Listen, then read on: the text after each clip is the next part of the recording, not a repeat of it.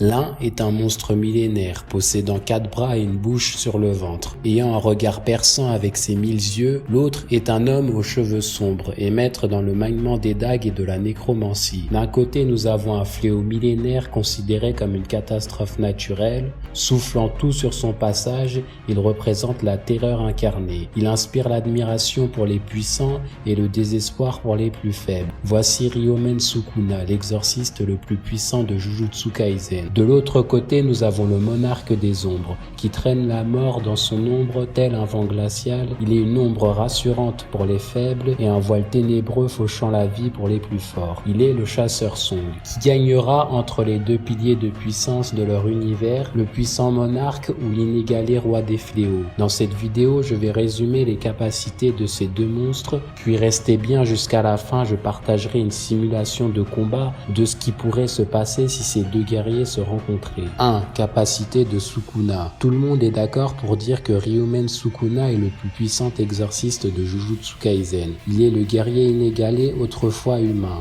Puis devenu une entité immortelle, il possède un sort nommé Deku, qui possède deux fonctions. Dissection, qui consiste à envoyer un slash simple, et lacération, qui lui permet d'augmenter la puissance du slash. Il maîtrise aussi l'extension de territoire Hôtel démoniaque, qu'il peut utiliser avec ou sans barrière. Elle lui permet d'utiliser sa dissection sans interruption sur une large zone. Sukuna peut augmenter sa puissance comme il veut. Il a aussi acquis la technique des 10 ombres et de ses 10 familiers, en comptant l'incroyable général Mahoraga et sa créature fusionnée Agito. Mahoraga est un guerrier qui s'adapte à toutes les techniques et c'est une créature agile et puissante. Il possède aussi le redoutable Kumatoke qui lui permet de faire tomber la foudre sur une large zone, sans compter sa flèche enflammée Fuga pouvant raser une ville entière. N'oublions pas le sort de dissection du monde qui peut couper l'espace et tout ce qui s'y trouve. Ce coup est venu à bout de l'infini, autrement dit il tranche tout. Il possède aussi une énorme réserve d'énergie maudite. Capacité du chasseur Song. Il est le monarque des ombres, le plus puissant des chasseurs de son univers. C'est un grand maître dans le maniement des dagues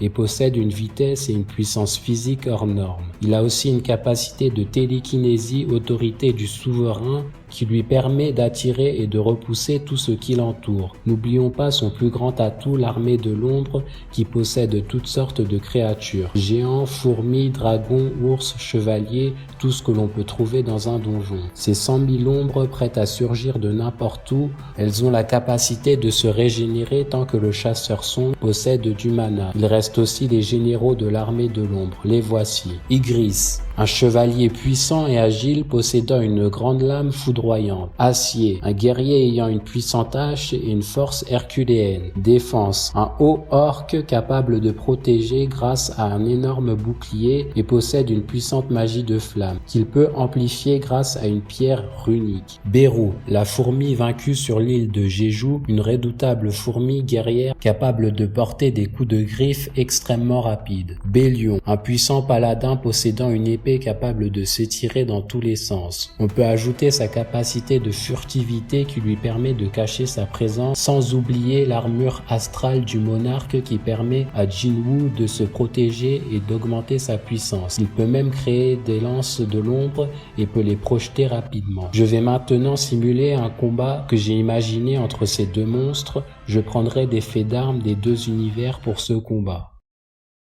Une ville en ruine. Il fait nuit. L'atmosphère est lourde. La raison est simple. Deux auras meurtrières se confrontent. D'un côté, le plus puissant monarque de l'ombre et de l'autre, le roi des fléaux. Ils se dévisagent du regard. L'ombre du chasseur Song s'étend et crie d'une puissante voix. Sortez. Les 100 000 ombres sortent de partout, prêtes à envahir Ryomen Sukuna. Le roi des fléaux bondit en arrière et comprit en voyant les généraux de l'ombre se ruer sur lui que s'il n'agissait pas, ce serait la fin. Il hurla d'une grande voix. Extension de territoire Hôtel démoniaque. Des centaines et des milliers de lames jaillissent sur l'armée de l'ombre. Il avait utilisé son territoire sans barrière, il disséqua toutes les ombres qui le menaçaient et ralentit les généraux.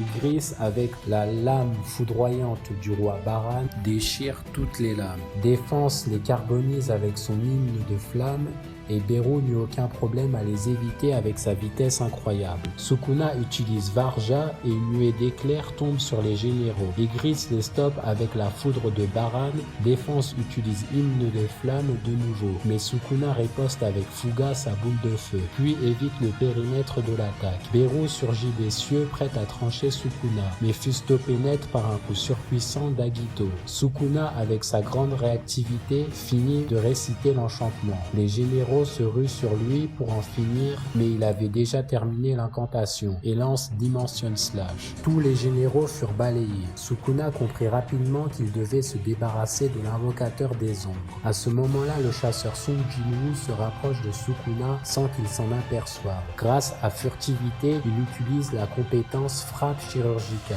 Sukuna la sent arriver et part avec la lame de son sort. Ils échangent de puissants coups avec le chasseur Song. Les gratte-ciels sont réduits en ruine par les coups tranchants de Sukuna et les lacérations de dague de Sung Jinwoo. Le chasseur Song, de nouveau prêt à riposter, sent une double lame le transpercer. Il s'agit de Mahoraga qui s'est caché dans l'ombre du chasseur. Il transperce Jinwoo qui ne l'a pas senti arriver. Les généraux hurlent « Mon roi » et se ruent tous sur Sukuna. Mais Mahoraga les taillade après avoir analysé leurs coups. Sukuna a utilisé la roue sur son dos pour mémoriser les mouvements des généraux pendant leur échange. Les généraux de l'ombre ne comprirent pas. Tous leurs mouvements furent arrêtés par le général. Sung Jinwoo utilise sa régénération et comprit que Sukuna est un adversaire redoutable. Il utilise son armure astrale de l'ombre et se rue accompagné de plusieurs lances. Sukuna comprit que le combat devait se terminer. Il utilise son Dimension Slash à pleine puissance avec toute son énergie occulte. Le slash de Sukuna et la lame du chasseur Song se croisent. Malheureusement, le slash a la capacité de tout trancher, même l'infini, et l'armure du chasseur Song ne put résister à ce coup. Il finit tranché en deux comme son prédécesseur Gojo Satoru. Les ombres se dissipent et nous avons un vainqueur, Ryomen Sukuna.